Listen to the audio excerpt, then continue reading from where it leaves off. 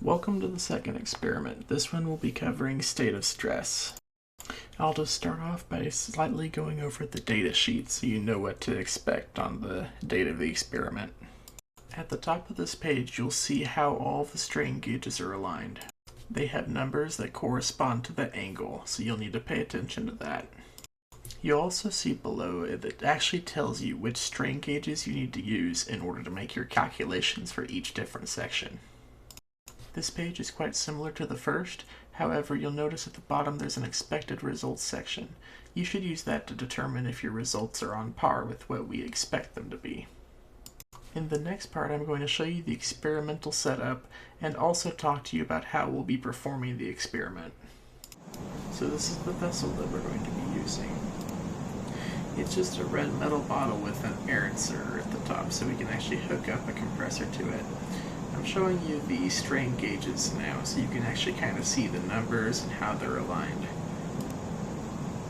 Another thing I want you to notice is how each one of the cables has a number at the end of it as well. That way you can actually just find the cables and then hook up the ones that you need for each different section to make it as easy as possible for you.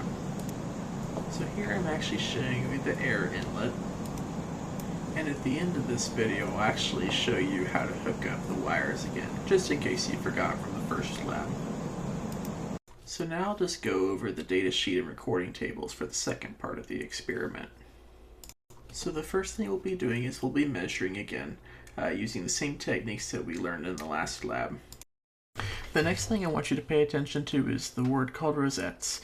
That's just referring to a group of 3 strain gauges that are an equal angle apart. So in the case of 45-degree rosettes, those are each 45 degrees apart, so starting at 0, 45, and then 90 respectively. So when I actually show you the pipe here in a second, you'll see that there's a bunch of different strain gauges on it. So those are the strain gauges you're going to want to be paying attention to, the 45 degrees and the 60 degrees ones. I will be sure to point them out to you in the lab though, just in case you get confused. So this is a setup you'll see when you come into lab on your day.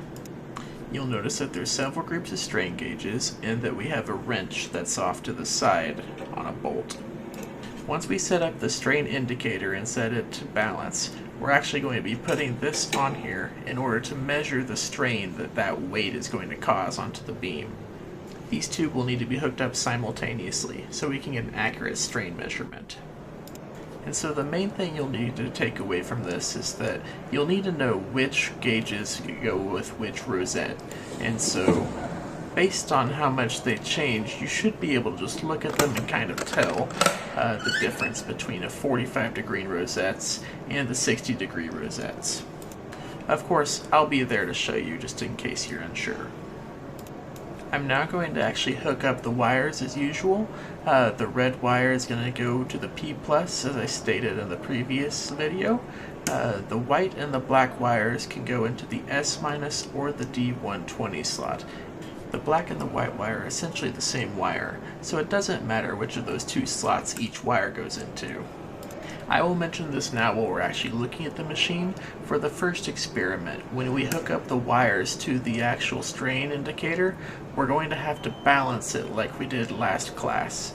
Because if we don't balance it before we fill it with air, we're not going to get accurate readings. So you'll just have to keep in mind that after we hook up the machine to the bottle itself, we'll need to balance it. We'll also have to balance it here. So that's all I have for you today. Thank you for actually watching the video, and I look forward to seeing you in class. So take care and stay safe.